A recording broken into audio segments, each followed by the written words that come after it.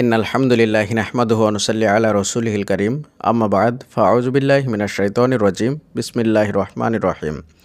অসম্ভব দোয়াকে সম্ভব করতে চাইলে এই আমলটি করবেন।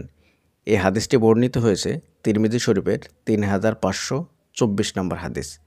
এই হাদিসের মধ্যে আনাস ইবনু মালিক রাদিয়াল্লাহু তাআলা হতে বর্ণিত আছে, তিনি বলেন, রাসূলুল্লাহ সাল্লাল্লাহু আলাইহি ওয়াসাল্লামের সম্মুখে কোনো কঠিন কাজ হাজির হলে তিনি বলতেন, ইয়া হাইয়ু ইয়া কাইয়ুম বিরহমাতিকা আস্তাগীস। এর অর্থ হচ্ছে, হে চিরঞ্জীব, হে চিরস্থায়ী, আমি তোমার রহমতের ওসিলায় সাহায্য প্রার্থনা করি। এ বাক্যটাকে অনেক হাদিসের মধ্যে ইসমে আজমও বলা হয়েছে। এমনকি আপনি সূরা আল ইমরানের প্রথম আয়াতের মধ্যেই এই দুটো বাক্যকে পেয়ে যাবেন, এবং এই দুটো বাক্য হচ্ছে আল্লাহ সুবহানাহু ওয়া তাআলার নাম, যার কারণেই এই দুটো বাক্যকে বলা হয়েছে ইসমে আজম।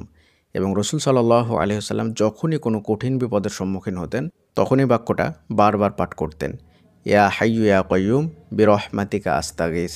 আর রাসূল সাল্লাল্লাহু আলাইহি ওয়াসাল্লাম যে আমলটা করতেন, সেই আমলটা কত বড় পাওয়ারফুল আমল হতে পারে একবার চিন্তা করুন।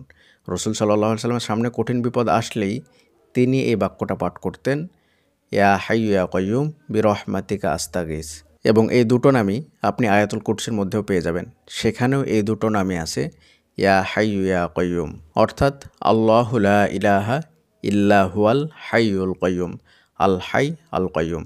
এই দুটো নাম আল্লাহ সুবহানাহু ওয়া তাআলার খুবই সুন্দর নাম, এবং এই দুটো নামকে যেহেতু ইসমে আজম বলা হয়েছে, ইসিম শব্দের অর্থ হচ্ছে নাম, আর আজম শব্দের অর্থ হচ্ছে অনেক বড়। তার মানে আল্লাহ সুবহানাহু ওয়া তাআলার সবচাইতে বড় নাম হচ্ছে এই দুটো নাম, ইয়া হাইয়ু ইয়া কাইয়ুম। আল্লাহ সুবহানাহু ওয়া তাআলা হচ্ছেন চিরঞ্জীব এবং চিরস্থায়ী। আর এটা দ্বারা রাসূল সাল্লাল্লাহু আলাইহি ওয়াসাল্লাম বলতেন, ইয়া হাইয়ু ইয়া কাইয়ুম বিরহমাতিকা আস্তাগীস, আমি তোমার রহমতের ওসিলায় তোমার কাছে সাহায্য প্রার্থনা করি। খুব সুন্দর বাক্য। যখনই আল্লাহর কাছে আমরা দোয়া করব, তখনই আল্লাহ সুবহানাহু ওয়া তাআলার একত্ববাদের ওসিলা দিব, এবং তার সঙ্গে আল্লাহ সুবহানাহু ওয়া তাআলার রহমতের ওসিলা দিব। কারণ আল্লাহ সুবহানাহু ওয়া তাআলার রহমত হচ্ছে সবচাইতে বেশি। তিনি 100 ভাগ রহমতের মধ্যে 1 ভাগ রহমত সারা পৃথিবীর সমস্ত জীবজন্তুর মধ্যে দিয়ে দিয়েছেন, প্রাণীকুলের মধ্যে দিয়ে দিয়েছেন, আর বাকি 99 ভাগ তিনার কাছে রেখে দিয়েছেন। তাহলে চিন্তা করুন, তিনার রহমত, তিনার দয়া, তিনার ভালোবাসা কত বেশি।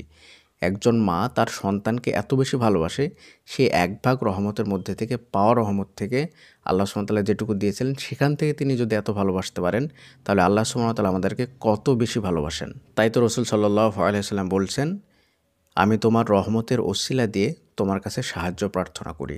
আপনি যখন দোয়া করবেন তখন দোয়ার মধ্যে এই শব্দটা বারবার ব্যবহার করবেন, এবং যখন কঠিন পরিস্থিতি আসবে তখন আপনি এই দোয়াটা বারবার পড়বেন, ইয়া হাইয়ু ইয়া কাইয়ুম বিরহমাতিকা আস্তাগীস। আল্লাহ সুবহানাহু ওয়া তাআলা আমাদের সকলকে এই দোয়াটার প্রতি বেশি বেশি করে আমল করার তৌফিক দান করুন। আমিন। আসসালামু আলাইকুম ওয়া রাহমাতুল্লাহি ওয়া বারাকাতুহু।